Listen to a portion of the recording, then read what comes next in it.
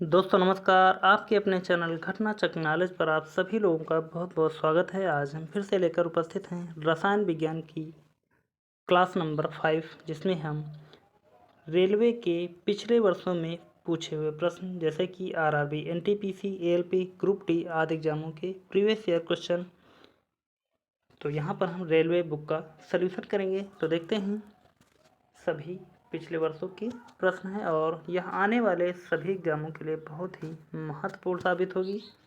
तो शुरुआत करेंगे आज हम लोकप्रिय श्रेणी ऑफलाइन परीक्षा 2001 से 2014 के वस्तुनिष्ठ प्रारूप। तो आज का पहला प्रश्न हमारा है, गोबर गैस संयंत्र का आविष्कार किसने किया था?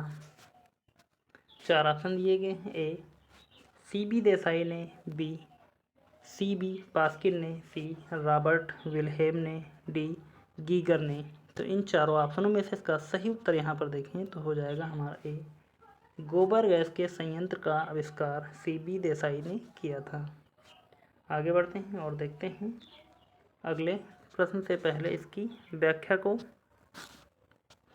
गोबर गैस संयंत्र का आविष्कार सीबी देसाई ने किया था। गोबर गैस संयंत्र से निकलने वाली मुख्य गैस मीथेन यानी कि CH4 होती है।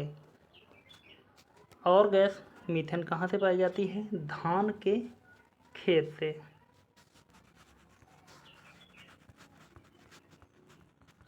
CH4 पाई जाती है या निकलती है। बढ़ते हैं अगले प्रश्न की तरफ। किस गैस से अंडे या सड़े अंडे की गंध आती है? 4 ऑप्शन दिए गए हैं। ए H2S, बी NO2, सी SO2, डी N2O। तो किस गैस से अंडे जैसी सड़े अंडे जैसी गंध आती है? तो हो जाएगा H2S। आगे बढ़ते हैं और देखते हैं, और इसका नाम क्या है? इसका नाम होता है हाइड्रोजन सल्फाइड।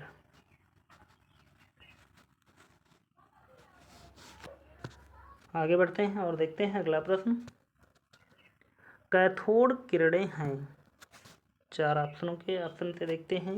इलेक्ट्रॉन की धारा, बी धनात्मक रूप से आवेशित कण की धारा, सी अनावेशित कणों की धारा, डी विद्युत चुंबकीय तरंगें। इन चारों ऑप्शनों में से इसका सही उत्तर देखा जाए तो हो जाएगा ए, इलेक्ट्रॉनों की धारा कैथोड किरणें हैं। अगला प्रश्न देखते हैं। अगला प्रश्न है, गोबर गैस में मुख्य रूप से पाई जाती है। क्या पाई जाती है? कौन सी गैस निकलती है? तो यहाँ पर आप इस प्रश्न की महत्वपूर्ण या महत्ता समझ सकते हैं कि यह कितने एग्जामों में बार बार रिपीट होता है। तो प्रश्न तो यह बहुत ही महत्वपूर्ण है। देखते हैं अब हम इसमें से गोबर गैस मुख्य रूप से पाई जाती है या गोबर गैस में मुख्य रूप से पाई जाने वाली गैस है, हो जाएगी हमारी अभी जैसा कि हमने बताया था, क्या नाम था? मीथेन। सूत्र इसका था CH4। इसका राइट आंसर हमारा डी हो जाएगा। आगे बढ़ते हैं और देखते हैं इसके सल्यूशन को।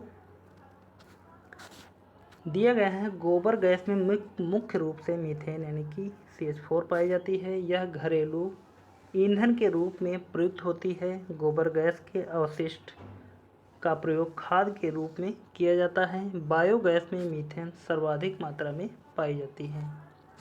आगे बढ़ेंगे, अगला प्रश्न देखते हैं। किसी गैस के निश्चित द्रव्यमान का 273 परम ताप पर आयतन 25 मिली है। यदि दाब स्थिर रखा जाए तो 546 परम ताप पर उसी गैस के द्रव्यमान का आयतन होगा। 4 ऑप्शन दिए गए हैं। ए 100 मिली, बी 50 मिली, सी 75 मिली, डी 200 मिली। तो चारों ऑप्शनों में से इसका सही उत्तर हो जाएगा हमारा बी 50 मिली।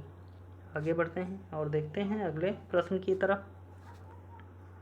अगला प्रश्न हमारा, एक गैस वायुमंडलीय दाब पर 1 लीटर से बढ़कर 3 लीटर हो जाती है। गैस द्वारा किया गया कार्य लगभग होता है। 4 ऑप्शन दिए गए हैं। ए 2 × 10⁵ जूल, बी 2 जूल, सी 200 जूल, डी 300 जूल। इन चारों ऑप्शनों में से इसका सही उत्तर देखें तो हो जाएगा हमारा सी 200 जूल। अगला प्रश्न, निम्नांकित में से कौन सी गैस का आवरण सूर्य से हानिकारक पराबैंगनी विकिरण को आवेशित या अवशोषित कर लेता है? ए ओजोन, बी ऑक्सीजन, सी कार्बन डाइऑक्साइड, डी नाइट्रोजन। तो इन चारों ऑप्शनों में से इसका सही उत्तर यहाँ पर देखा जाए तो हो जाएगा हमारा ए ओजोन। पराबैंगनी किरणों को अवशोषित करता है जो सूर्य से हानिकारक किरणें आती हैं। देखते हैं इसकी व्याख्या को। ओजोन का सूत्र होता है O3। ओजोन गैस पृथ्वी की रक्षा कवच की तरह कार्य करती है, अतः यह गैस सूर्य से हानिकारक पराबैंगनी किरणों को अवशोषित कर लेती है तथा पृथ्वी पर जीवों की रक्षा करती है। CFC के कारण O3 की परत का क्षय हो रहा है जो मानव के लिए हानिकारक है। आगे बढ़ते हैं और देखते हैं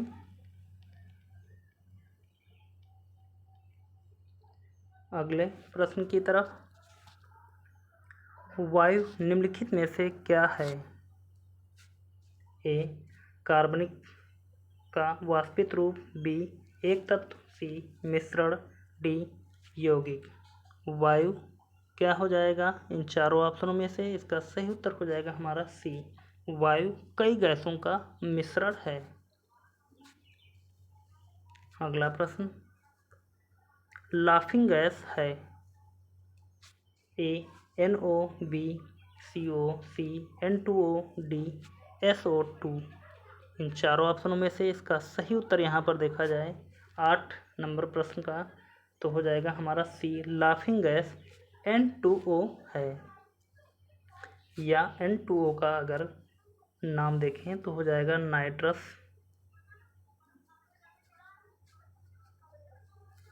ऑक्साइड।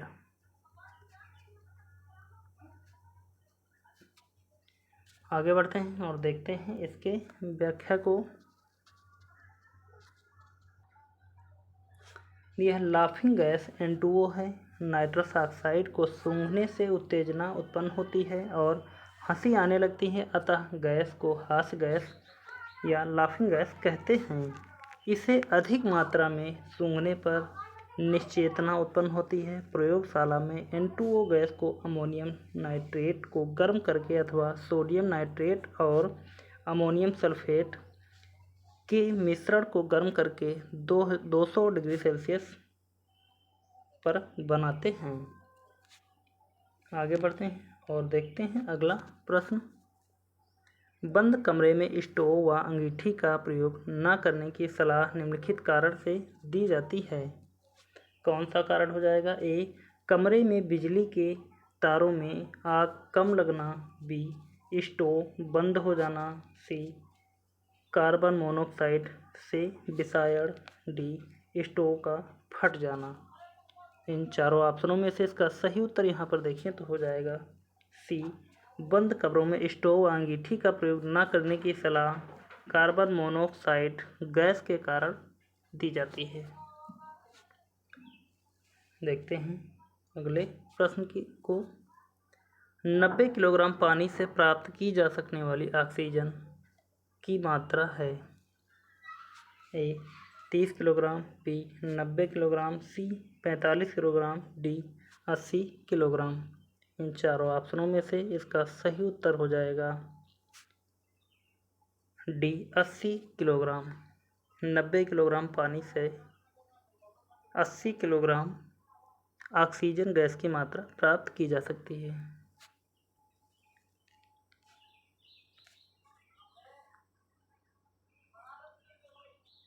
अगला प्रश्न है, निम्नलिखित में से कौन सी गैस एक रेखीय अणु नहीं है?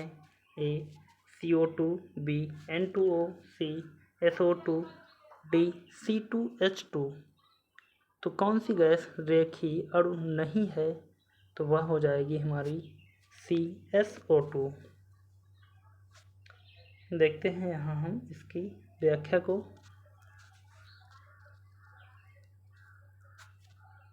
दिया है SO2 रेखीय अणु नहीं है क्योंकि SO2 की संरचना नहीं है जबकि अन्य की संरचना रेखीय है। CO2 की यदि संरचना देखी जाए तो यहाँ पर हो जाएगी C, एक इस तरफ हो और एक इस तरफ हो, यानी कि CO2 की संरचना इस तरफ होगी। N2O की अगर देखी जाए तो N2O की NNO इस तरह हो जाएगा। SO2 यहाँ पर अगर देखा जाए तो यह संरचना इस प्रकार बनी हुई है। C2H2 की अगर देखी जाए तो C double C triple bond के साथ में सिंगल बॉन्ड के साथ में H जुड़ा हुआ है। स्पष्ट है कि SO2 की अणु रचना रेखीय नहीं है। तो यह सबसे विपरीत यहाँ पर आप देख सकते हैं और यह तीनों रेखीय रूप में हैं। आगे बढ़ते हैं और देखते हैं अगला प्रश्न। प्राकृतिक गैस के बारे में निम्नलिखित में से कौन सा या से कथन असत्य हैं? ए, इसका प्रयोग ईंधन के तौर पर किया जाता है। बी, यह गैसीय हाइड्रोकार्बन का मिश्रण है। सी, इसका प्रयोग उर्वरकों के निर्माण में किया जाता है। डी, यह कार्बन तथा हाइड्रोजन का मिश्रण है। इन चारों ऑप्शनों में से इसका सही उत्तर यहाँ पर देखा जाए तो हो जाएगा डी, CO तथा H2 का मिश्रण, यानी कि कार्बन तथा हाइड्रोजन का मिश्रण है।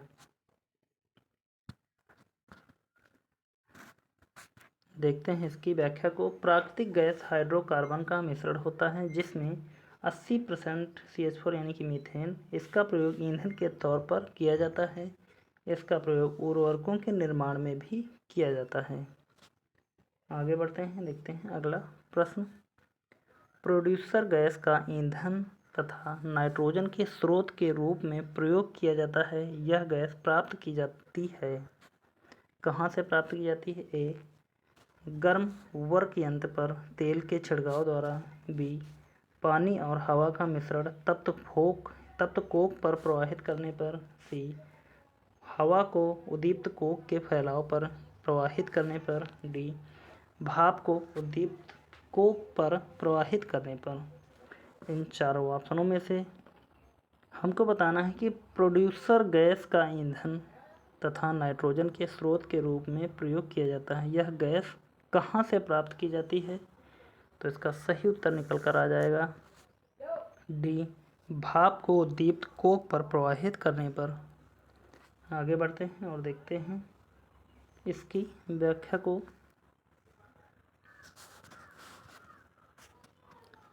दिया गया है प्रोड्यूसर गैस ईंधन तथा कांच व इस्पात और नाइट्रोजन के स्रोत के रूप में प्रयोग की जाती है।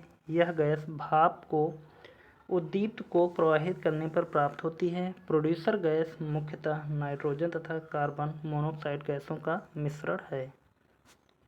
आगे बढ़ते हैं और देखते हैं अगला प्रश्न। अगला प्रश्न है, प्रतिदीप्त प्रकाश नलिका में निम्नलिखित गैस होती है। A, nitrogen. B, argon. C, neon. D, oxygen. इन चारों ऑप्शनों में से इसका सही उत्तर देखा जाए तो हो जाएगा हमारा बी, आर्गन। आगे बढ़ते हैं और देखते हैं इसकी व्याख्या को। दिया कुछ पदार्थ ऐसे होते हैं कि जब उन पर ऊंची आवृत्ति का प्रकाश जैसे पराबैंगनी प्रकाश डाला जाता है तो वे उसे आवेशित कर लेते हैं तथा निचली आवृत्ति के प्रकाश का उत्सर्जन करते हैं। ऐसे पदार्थ प्रतिदीप्त पदार्थ कहलाते हैं तथा इस घटना को प्रतिदीप्त कहते हैं।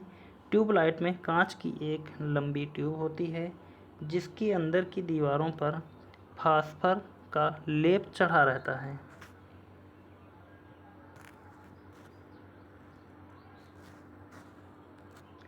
ट्यूब के अंदर अक्रिय गैस आर्गन को कुछ पारे के साथ में भर देते हैं जो बहुत ही कम दाब पर भरी होती है। जब तंतुओं में धारा प्रवाहित होती है तो इनसे उत्सर्जित इलेक्ट्रॉन ट्यूब में भरी गैस को आयनित करते हैं जिसके परिणामस्वरूप लघु तरंग दैर्ध्य के पराबैंगनी विकिरण उत्पन्न होकर नलिका की दीवारों पर लेपित फास्फर पदार्थ को उत्तेजित कर देते हैं और यह दृश्य प्रकाश उत्सर्जित करने लगता है। आगे बढ़ते हैं और देखते हैं अगले प्रश्न की तरफ। हाइड्रोजन गैस सामान्य तौर पर की जाती है। ए लाल गर्म कोक पर भाप की क्रिया द्वारा। बी तनुकृत H2SO4 के साथ दानेदार जस्ते की अभिक्रिया द्वारा। सी सांद्रित H2SO4 के साथ जस्ते की अभिक्रिया द्वारा।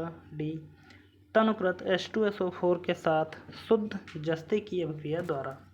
तो इन चारों ऑप्शनों में से इसका सही उत्तर यहाँ पर देखें तो हो जाएगा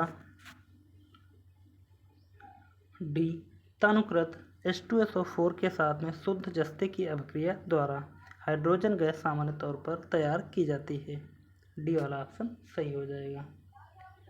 आगे बढ़ते हैं और देखते हैं अगला प्रश्न। और अगले प्रश्न में सिर्फ यहाँ पर 2 ही ऑप्शन दिए गए हैं। द्रवित पेट्रोलियम गैस के प्रमुख संघटक हैं। 2 ऑप्शन दिए गए हैं। ए मीथेन, इथेन और हेक्सेन। बी इथेन, हेक्सेन और ब्यूटेन। तीसरा ऑप्शन हम एक और लिखते हैं, तो यहाँ पर हमने तीसरा ऑप्शन भी लिख दिया है। तो इन तीनों ऑप्शनों में से इसका सही उत्तर देखा जाए कि द्रवित पेट्रोलियम में गैस के प्रमुख संघटक हैं कौन कौन से, तो सी वाला ही ऑप्शन हमारा सही हो जाएगा, ब्यूटेन और आइसो ब्यूटेन। देखते हैं यहाँ पर इसकी हम थोड़ी सी व्याख्या को। दिया है एलपीजी या द्रवित पेट्रोलियम के प्रमुख संघटक ब्यूटेन यानी कि आइसोब्यूटेन और प्रोपेन है। एलपीजी के रिसाव की पहचान हेतु उसमें दुर्गंध युक्त पदार्थ एथिल मरकैप्टेन मिला दिया जाता है। इसमें ब्यूटेन की मात्रा सर्वाधिक होती है। अगला प्रश्न, रसोई गैस मिश्रण है। रसोई गैस में क्या क्या मिश्रण होता है। ए ऑप्शन दिया गया है कार्बन मोनोऑक्साइड एवं ऑक्सीजन का। बी ब्यूटेन एवं ऑक्सीजन का। सी ब्यूटेन एवं प्रोपेन का। डी प्रोपेन एवं ऑक्सीजन का। तो रसोई गैस में सिलेंडर जो सभी घरों में होता है उसमें क्या मिलाया जाता है, तो इन सभी चारों ऑप्शनों में से इसका सही उत्तर यहाँ पर देखें तो हो जाएगा हमारा सी ब्यूटेन और प्रोपेन के मिश्रण होता है। जो गैस भरी हुई होती है एलपीजी उसमें ब्यूटेन और प्रोपेन मुख्य तौर पर होती है। देखते हैं अगला प्रश्न, किसी गैस का आयतन स्थिर ताप पर 20% कम करने के लिए उसका दाब कितने प्रतिशत बढ़ाना होगा। 4 ऑप्शन दिए गए हैं। ए 20%, बी 25%, सी 30%, डी 40%। तो इन चारों ऑप्शनों में से इसका सही उत्तर देखा जाए तो हो जाएगा हमारा बी 25%। अगला प्रश्न, तापमान को कितना कम कर देने से सभी गैस शून्य आयतन पर घेरेंगी। 4 ऑप्शन दिए गए हैं। A 273 degree Celsius, B 27.3 degree angstrom, C -273 degree Celsius, D 0 degree Celsius. इन चारों ऑप्शनों में से इसका सही उत्तर देखें तो हो जाएगा हमारा सी -273 डिग्री सेल्सियस तापमान को कम कर देने से सभी गैस शून्य आयतन घेरेंगी।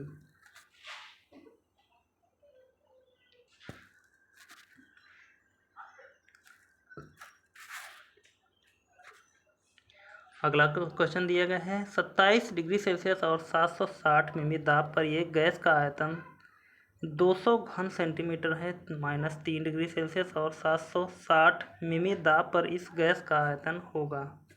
4 ऑप्शनों में से ए 210 घन सेंटीमीटर, बी 240 घन सेंटीमीटर, सी 280 घन सेंटीमीटर, डी 180 घन सेंटीमीटर।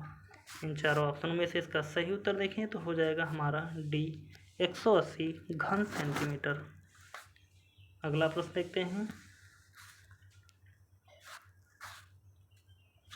बॉयल नियम निम्नलिखित स्थिति में लागू होता है। ए नियत दाब, बी नियत तापमान, सी नियत दाब और तापमान, डी नियत दाब लेकिन परिवर्ती तापमान। इन चारों ऑप्शनों में से इसका सही उत्तर देखें तो हो जाएगा हमारा बी नियत तापमान।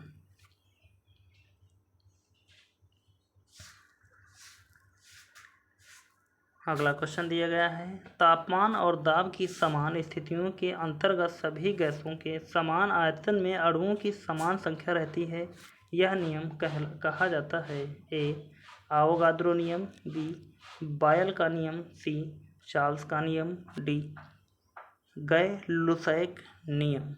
इन चारों ऑप्शनों में से इसका सही उत्तर हो जाएगा हमारा ए, आवोगाद्रो नियम। अगला प्रश्न देखते हैं, ऑक्सी एसिटिलीन फ्लेम कटिंग के दौरान धातु कट जाती है। ए, धातु के वाष्पन के कारण। बी, धातु के जलने के कारण। सी, समानयन प्रक्रम के कारण। डी, गहन ऑक्सीजन के द्वारा। इन चारों ऑप्शनों में से इसका सही उत्तर देखें तो हो जाएगा हमारा डी, गहन ऑक्सीजन द्वारा, गहन ऑक्सीकरण द्वारा। अगला प्रश्न देखते हैं, निम्नलिखित में से कौन बड़े शहरों की वायु को प्रदूषित करता है। चार ऑप्शन दिए गए हैं। A, copper. B, lead. C, chromium. D, copper oxide. इन चारों ऑप्शनों में से इसका सही उत्तर हो जाएगा बी, लेड। निम्नलिखित में से कौन बड़े शहरों की वायु को प्रदूषित करता है तो हो जाएगा लेड। लेड यानी कि PbO3 सूत्र है, O3। इसका नाम हम लोग क्या बोलते हैं, सीसा।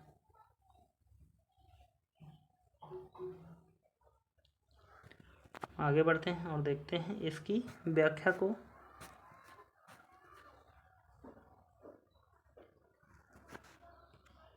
बड़े शहरों में वाहन जनित प्रदूषण पर्याप्त होता है। ईंधन के रूप में प्रयुक्त पेट्रोल में एंटी नॉकिंग एजेंट के रूप में टेट्रा एथिल लेड यानी कि TEL पड़ता है। वाहन के एग्जॉस्ट के माध्यम से निकलने वाला लेड वातावरण को प्रदूषित करता है। इससे निपटने के लिए भारत 1 अप्रैल 1995 से सीसा रहित पेट्रोल का कुछ चुने हुए महानगरों से प्रयोग प्रारंभ किया गया। इस प्रकार के पेट्रोल का प्रयोग उन्हीं वाहनों में किया जा सकता है जिसमें कैटोलिक कन्वर्टर लगा हो। अगला प्रश्न, यह सर्विस स्टेशनों पर मोटर कारों की जाने वाली प्रदूषण जांच द्वारा निम्नलिखित में से किसकी जांच व अनुमान किया जाता है। ए, सीसा व कार्बन कण। बी, नाइट्रोजन व सल्फर के oxide. C, carbon monoxide. D, carbon dioxide. इन चारों ऑप्शनों में से इसका सही उत्तर देखा जाए तो हो जाएगा हमारा ए, सीसा व कार्बन कण। देखते हैं इसकी व्याख्या को। सर्विस स्टेशनों पर प्रदूषण जांच में सीसा एवं कार्बन कणों की जांच की जाती है क्योंकि इनकी प्रमुख मोटरयान प्रदूषकों में गणना होती है। अगला प्रश्न देखते हैं, निम्नलिखित में से कौन प्रदूषण ट्रैफिक कांस्टेबल संभवतः सांस लेता है। कोड के माध्यम से इसका हमको सही उत्तर बताना है। तो कौन कौन सा हो जाएगा। ए, कार्बन मोनोऑक्साइड। 2, सीसा। 3, सल्फर डाइऑक्साइड। और 4, नाइट्रोजन कार्बन डाइऑक्साइड। तो यहाँ पर ट्रैफिक कांस्टेबल संभवतः सांस लेता है प्रदूषण ट्रैफिक, तो यहाँ पर कार्बन मोनोऑक्साइड हो जाएगा, सीसा भी हो जाएगा और sulphur dioxide, nitrogen carbon dioxide यह नहीं होगा। तो हमको 3, 1, 2, 3 जहाँ पर है हमको वही ऑप्शन चुन लेना है। ये वाला हमारा राइट आंसर हो जाएगा। आगे बढ़ते हैं और देखते हैं अगले प्रश्न की तरफ। अगले प्रश्न से पहले हम यहाँ पर इसकी व्याख्या को देखेंगे। दिया है वाहन प्रदूषकों में सबसे प्रमुख प्रदूषण या प्रदूषक कार्बन मोनोऑक्साइड एवं सीसा है। साथ ही सल्फर के भी विभिन्न ऑक्साइड निकलते हैं जो प्रदूषक हैं। नाइट्रोजन एवं कार्बन डाइऑक्साइड की गणना प्रदूषकों में नहीं की जाती। यद्यपि नाइट्रोजन के ऑक्साइड प्रदूषक हैं और CO2 की बड़ी मात्रा का वायुमंडल पर बुरा प्रभाव यानी कि वैश्विक तापवृद्धि यानी कि ग्लोबल वार्मिंग पड़ता है। अगला प्रश्न, आदर्श गैस नियम के अनुसार गैस का ग्राम अणुक आयतन कितना होता है। A, RT by P V, G B, R T by P C, R T by V D 22.4 litre. इन चारों ऑप्शनों में से इसका सही उत्तर देखा जाए तो हो जाएगा हमारा डी 22.4 लीटर। देखते हैं इसकी व्याख्या को।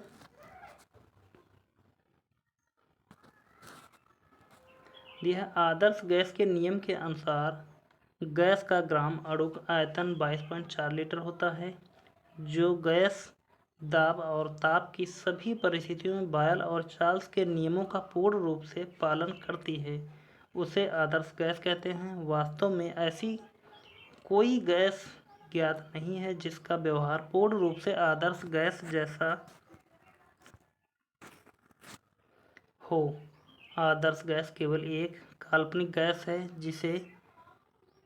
जिसे किसी भी ताप पर और दाब पर द्रव नहीं बदला जा सकता। एनटीपी पर किसी भी गैस 1 ग्राम अणु यानी कि 1 मोल का आयतन 22.4 लीटर होता है। आगे देखते हैं। और आदर्श गैस की ऊर्जा आधारित होती है ए दाब पर, बी आयतन पर, सी तापमान पर, डी मोल की संख्या पर। तो आदर्श गैस की ऊर्जा जिस पर आधारित होती है वह है तापमान पर। तो यहाँ पर आज की सभी प्रश्न कंप्लीट होते हैं और पूरा वीडियो देखने के लिए बहुत बहुत धन्यवाद। तो आज की क्लास कैसी लगी आप लोग सभी एक बार कमेंट करके ज़रूर बताएंगे। तो एक बार सभी लोग चैनल को सब्सक्राइब कर लीजिए और क्लास को लाइक कर दीजिए और यह क्लास ज़्यादा से ज़्यादा लोगों तक शेयर भी कर दीजिए। तो मिलते हैं अगली क्लास में, तब तक के लिए धन्यवाद। जय हिंद। आपका समय शुभ हो।